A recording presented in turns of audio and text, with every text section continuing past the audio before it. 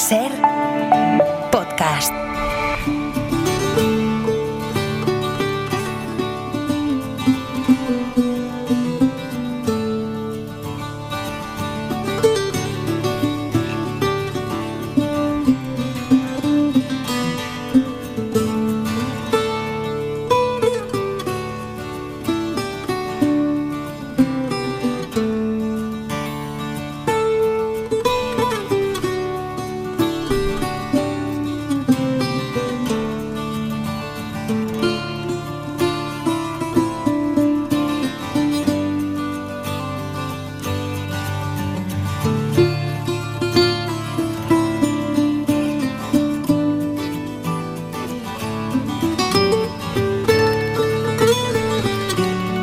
Desde Berlín está con nosotros Marc Bassets, corresponsal del País en Alemania. ¿Qué tal, Marc? ¿Cómo estás? Hola, Javier. ¿Qué tal? Buenos días. Guten Morgen. Oye, yo no sé si cada ciudad en la que has vivido la vinculas con una temperatura distinta o eso se olvida. Te diré que en Washington todavía ha habido momentos esta semana de 15 bajo cero y todavía hay medio metro de nieve. ¿Te acordarás de eso cuando vivías aquí? En Berlín creo que estáis por ahí también. Sí, no tanto y no hay tanta nieve. Y recuerdo la nieve en Washington y era una de las características de Washington que el primer año hace ilusión y luego ya no tanta, ¿no? Sí, pero... sí. Y el primer día hace ilusión porque está blanca, a partir del tercero ya se pone negra y gusta menos, ¿no? Exacto. Y en Berlín no hay tanta, pero lo que hay es... A ver, ha nevado mucho este invierno. Al parecer es el invierno más frío desde hace, lo digo de memoria, 15 o 16 años. Y tenemos temperaturas... Hemos tenido estos días de hasta menos 8 grados. Lo que hay, ha nevado, está todo nevado. Lo que hay, pero el problema sobre todo aquí no es tanto la altura de la nieve, ¿no? Como pasaba en Washington, que me acuerdo también que en los barrios residenciales de casitas había que quitar la nieve de la entrada. Aquí el problema es el hielo, el hielo en las aceras y la gente que resbala, y en los hospitales se ha multiplicado el número de personas con contusiones, con roturas de huesos, ¿no?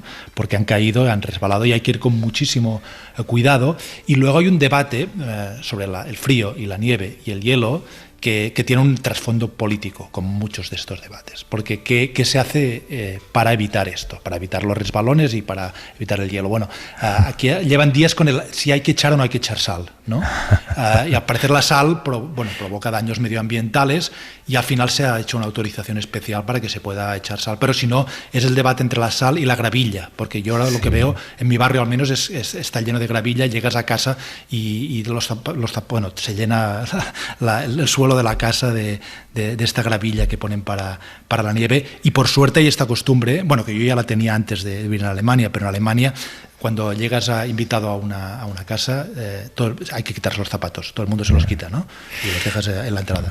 Es interesante esto que dices de la sal. Aquí ya te acordarás y se sigue haciendo. Se echa sal, pero a discreción. Además es una sal con un colorante azul, que ves un poco en el suelo donde está, pero es verdad que hay estados donde empiezan a prohibirla por el efecto medioambiental, pero claro, son estados como California, donde hay nieve cada 10 años a lo mejor, ¿no?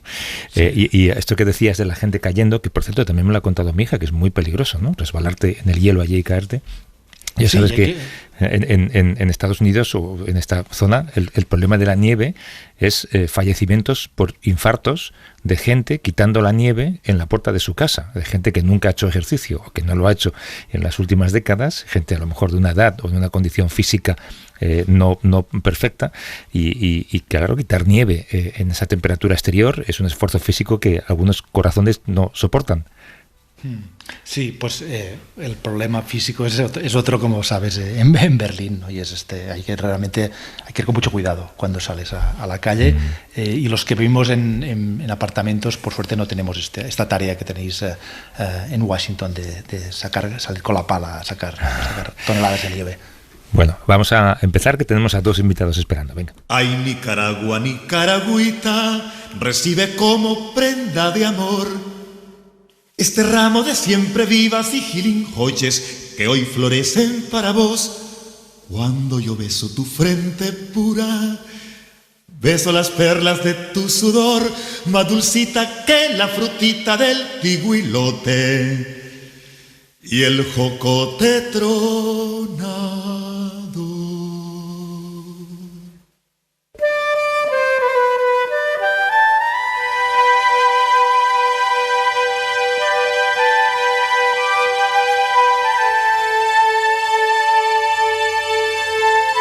noche del 8 al 9 de febrero de 2023, desde varias cárceles en Nicaragua, fueron trasladados en autobuses hacia el aeropuerto de Managua 222 personas que habían pasado años presas políticas en la dictadura de Daniel Ortega y Rosario Murillo.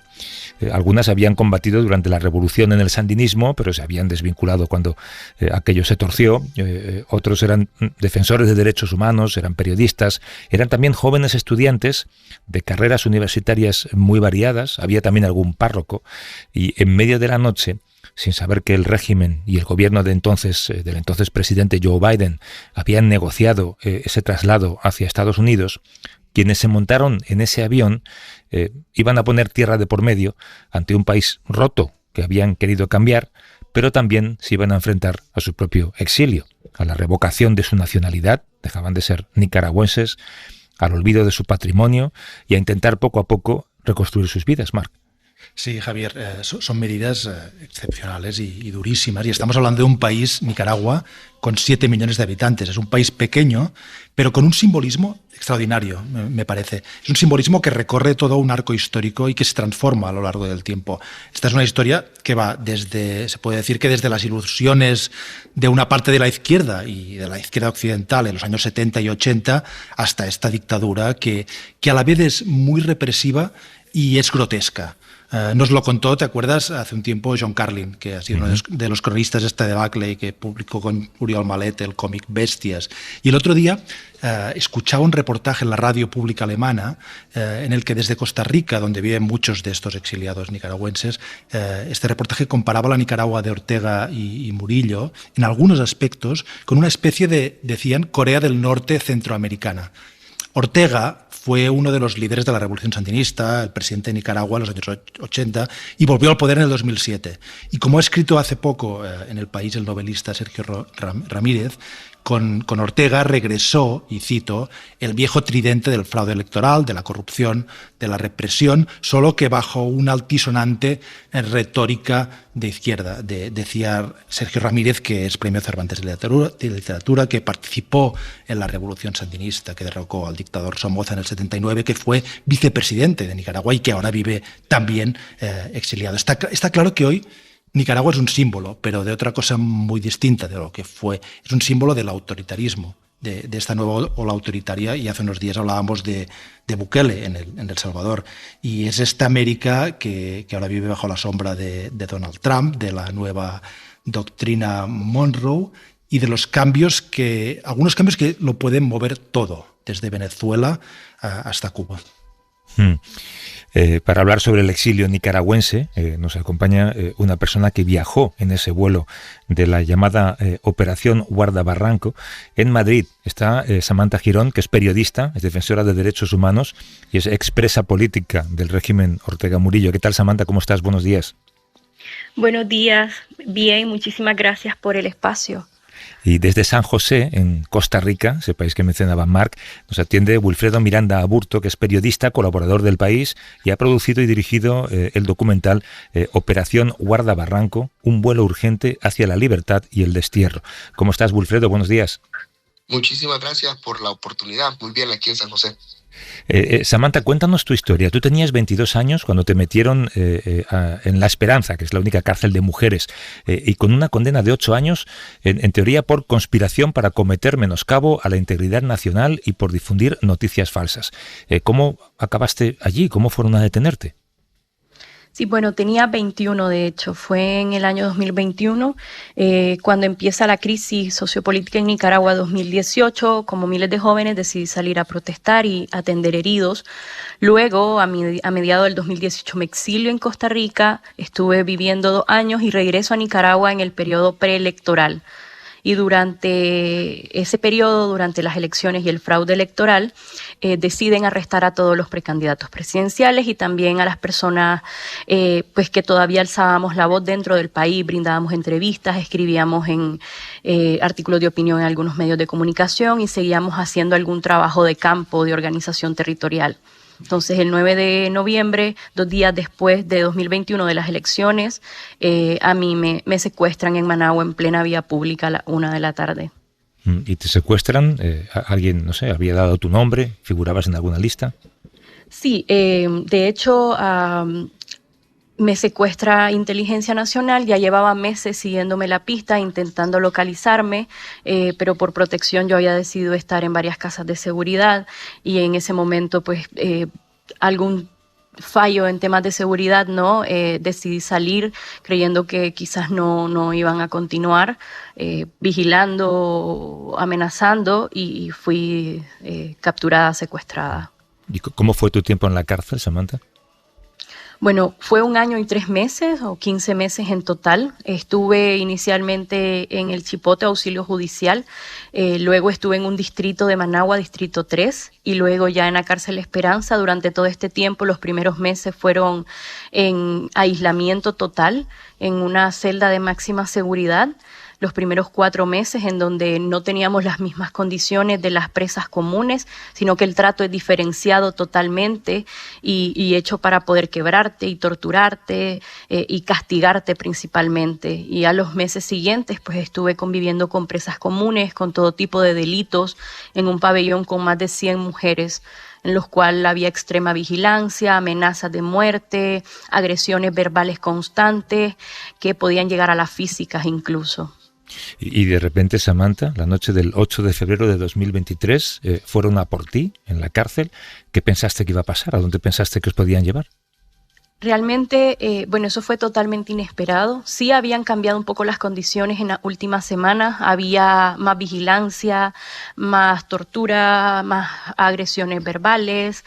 Y de repente a las 10 de la noche nos llegan a despertar cuando ya todas las luces del pabellón estaban apagadas. Y nos dicen que vamos de traslado. O sea, no nos informan absolutamente nada, como no nos informaban también nada, hacían con nosotros lo que querían. Y dicen solo, levántense, agarren lo más esencial, alguna que otra cosa, que van de traslado. Y nos sacan a todas las presas políticas que estábamos en la cárcel, fuera del perímetro de seguridad, a un cuarto. Y nos dan ropa de color, pero no sabíamos qué estaba ocurriendo. O sea, sí nos imaginábamos que era una liberación y que no nos iban a decir, pero nunca nos imaginamos qué tipo, entre comillas, de liberación estaban planeando y tenían planeada. ¿Y qué pasó después? Luego de eso nos reunieron en la cárcel La Modelo, la cárcel nacional, en donde estaba la mayor cantidad de presos políticos, que la mayoría eran hombres. Mujeres éramos solo 33 mujeres de los 222 presos, y ahí nos distribuyeron en distintos microbuses y salió una caravana de la cárcel La Modelo a las 1 de la mañana con todos nosotros. O sea, había un perímetro de seguridad de kilómetros, habían cerrado las principales vías en la madrugada y nos llevaban esposadas. Hasta ese momento, ahí es donde yo empiezo a sospechar de que las cosas no están bien, porque en liberaciones anteriores de presos los habían dividido por departamentos para entregarlos en sus casas y estaba presente en la Cruz Roja. En este caso no teníamos garantías de protección ni ningún autor neutro, podría decirse, que garantizara nuestra seguridad y vida. Y entonces en ese momento no sabíamos qué iba a ocurrir porque además también los microbuses llevaban las ventanas cubiertas con tela. Entonces no podíamos ver qué estaba pasando. Y dentro iba muchísimas trabajadores del sistema penitenciario armados y nosotras esposadas. Entonces el panorama no pintaba bien. Hasta que llegamos al aeropuerto. Sí. ¿Al aeropuerto? ¿Y allí? Y en el aeropuerto nos dimos cuenta que estábamos en el aeropuerto porque escuchamos despegar un avión demasiado cerca. Y entonces nos dimos cuenta que estábamos ahí, pero no estábamos en la zona comercial del aeropuerto de Managua. Estábamos en el área del ejército, en la Fuerza Aérea del Ejército de Nicaragua. Y ahí nos nombraron una por una y nos dijeron, vamos a nombrar sus nombres, quien sea mencionado se levanta y firma este documento. Tienen 2 opciones, firmar o regresar a la cárcel. Y entonces yo fui la segunda persona en mencionar, y cuando leí el documento, porque yo le dije, lo voy a leer, y me dijeron, está bien. Decía, Ministerio de Gobernación, yo, mi nombre completo, acepto voluntariamente viajar estaba en blanco. Y yo firmé. No quería regresar a la cárcel. Firmaste. ¿Qué más tenía ese documento? ¿Renunciabas a tu nacionalidad ahí? No había absolutamente nada que mencionara que íbamos a quedar sin nacionalidad, simplemente era un documento donde nosotros decíamos que estábamos saliendo del país de manera voluntaria, pero sin el destino.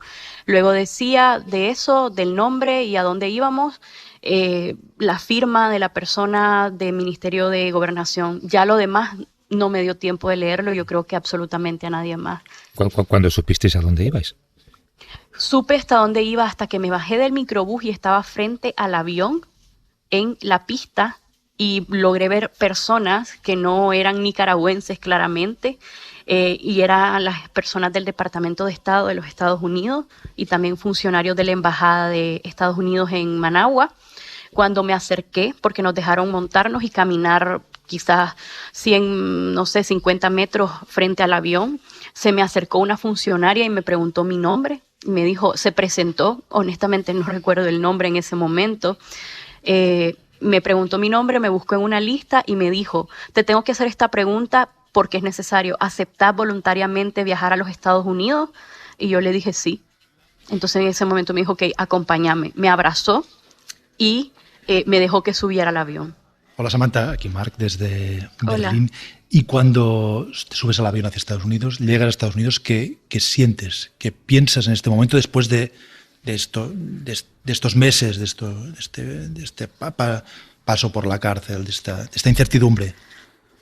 Sí, realmente en ese momento fue una situación agridulce, podemos decir, porque sabía que estaba en libertad, pero no estaba en una libertad plena. Pensaba en que mi familia no sabía dónde iba, que mi familia quedaba en Nicaragua, entonces realmente estaba extremadamente confundida. O sea, era una serie de emociones, había adrenalina, pero también había incertidumbre principalmente porque yo no tenía familia en Estados Unidos, no hablaba el idioma, no tenía un hogar, no sabía qué iba a pasar con mi vida, solo tenía lo que llevaba puesto en ese momento, una camiseta y un pantalón. Entonces cuando llego allá, o sea, me sorprende también ver la logística que habían montado para podernos recibir en el aeropuerto. Cerraron una sección del aeropuerto, habían aviones sobrevolando el aterrizaje del avión. O sea, realmente también no tenía idea del impacto y de lo que significaba lo que estaba viviendo.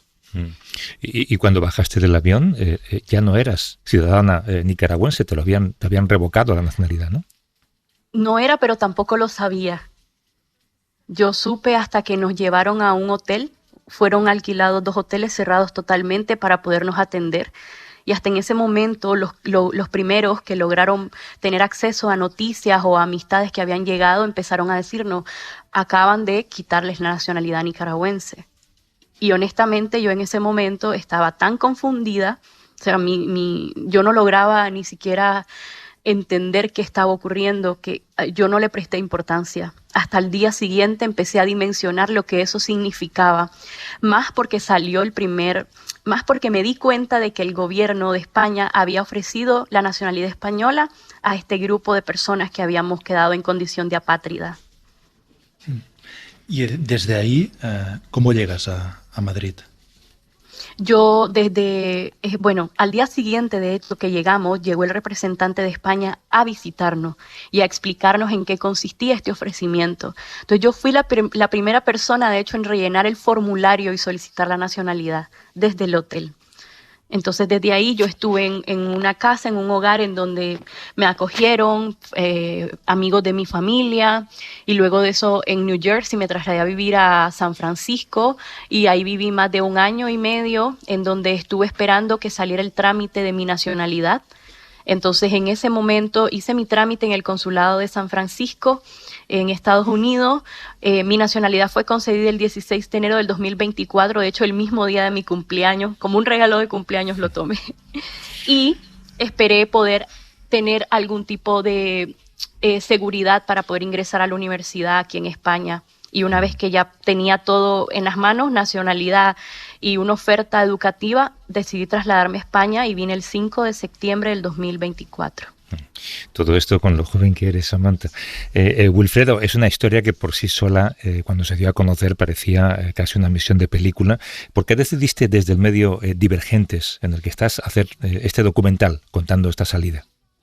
Bueno, precisamente porque al escuchar todos los testimonios de los excarcelados políticos, efectivamente parecía una cosa sacada de Netflix, digno de una serie de Netflix, cinematográfico. Mira, cuando a ellos les quitan la nacional, los excarcelan, perdón, esa madrugada yo decido tomar desde San José un avión a Washington de inmediato. O sea, el primer avión que logró salir a Washington, yo me fui, hicimos la cobertura, pero en aquel momento todo era secreto, sobre todo el tema de la operación política y logística que permitió esta excarcelación.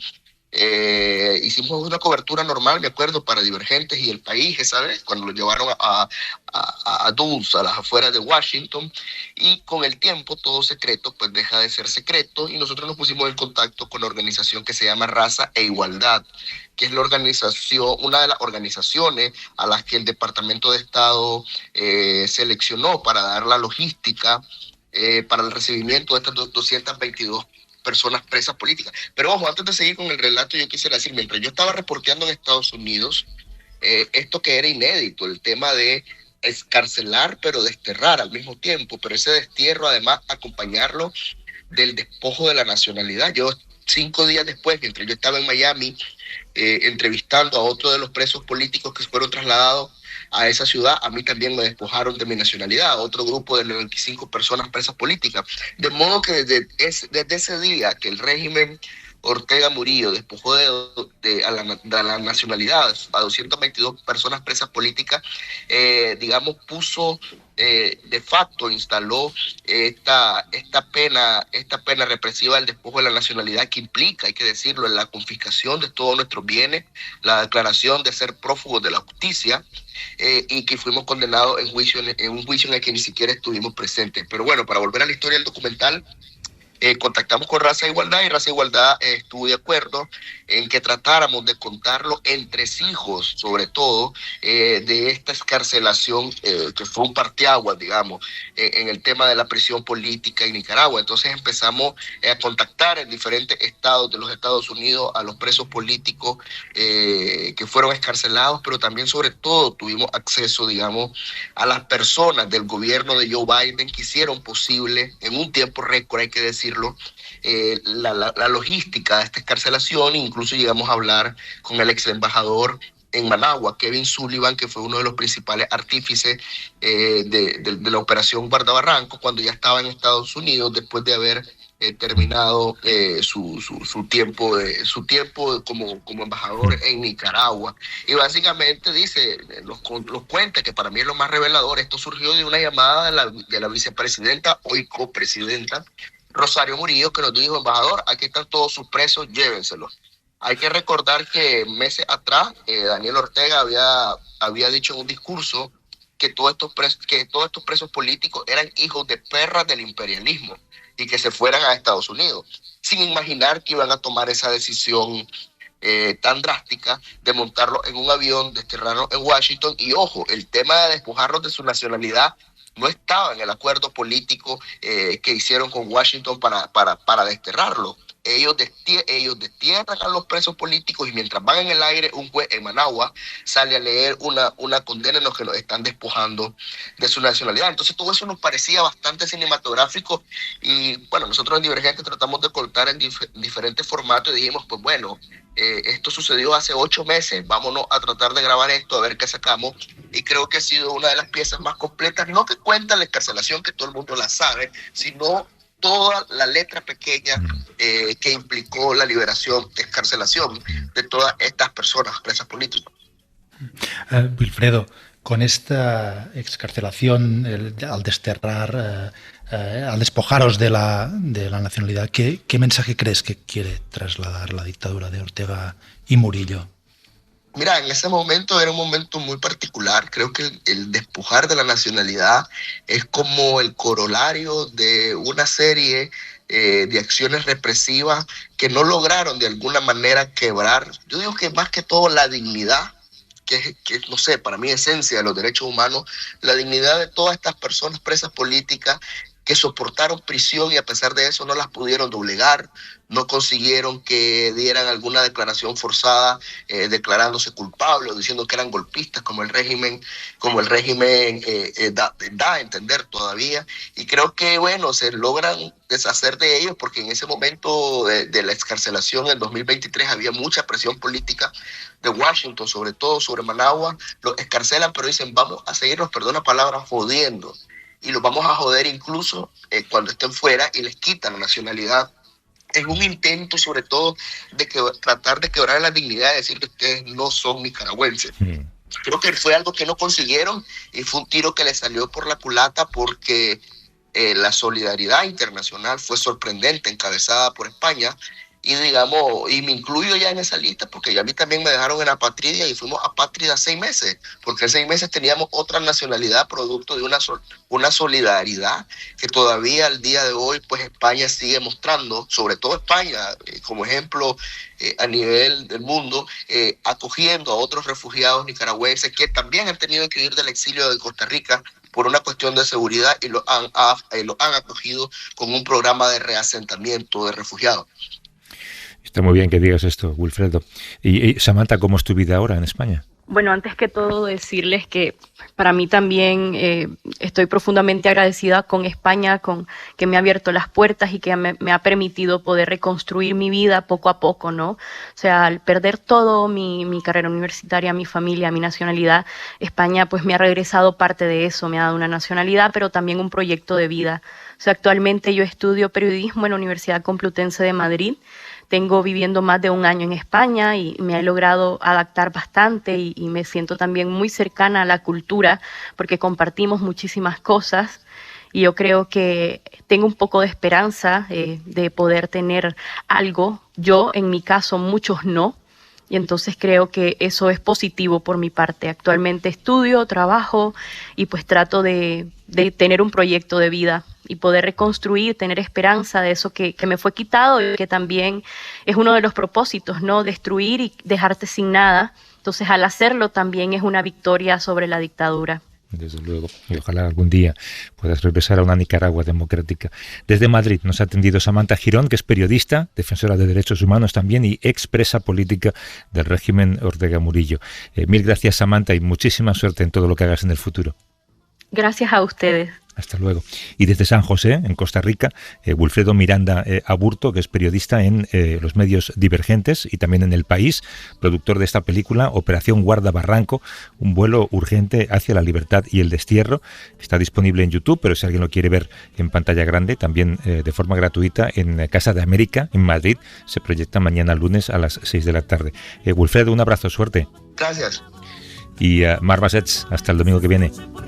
Gracias, Javier. Hasta el domingo que viene. De norte a sur, dignidad se levanta en los tranques, un imbo me prende el corazón y en las costas caribes llega el tiempo de su redención. Libertad, justicia y paz, este exilio solo es temporal, sé que mi Nicaragua pronto he de regresar.